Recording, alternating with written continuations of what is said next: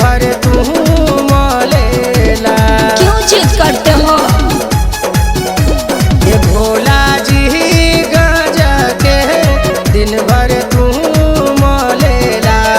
एकरा बिन एको दिन नहीं कुछ करेला। आजा कहाँ में बा भोला का तू पावेला। ये भोला जी गांजा के दिन भर तू मलेला। अरे क्या है?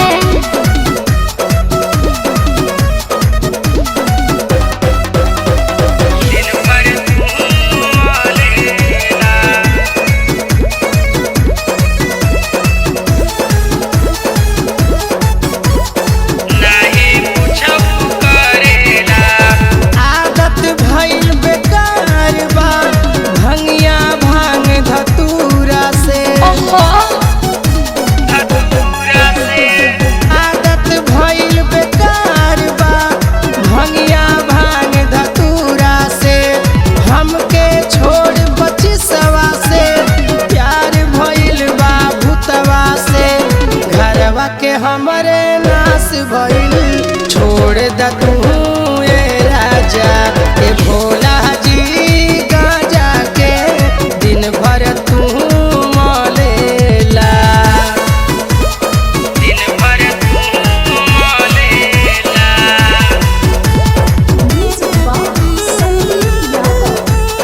दिन भर तू मलेला। पियल छोड़ द भोला हो, नाही तो हो खब हम हुनरा। परेशान मत करो ना। हम हुनरा। पियल छोड़ा तू भोला हो, नाही तो हो खब हम हुनरा। नैहर हम चल जाइब हो, कबो न आइब तोहरे पास। अरविंद अकरम अनजाना बात के काहे न मानेला। ए भोला जी गांजा के दिन भर तू मलेला।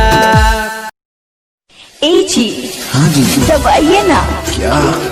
सब्सक्राइब के लाल बटन और साथ में घंटी का बटन।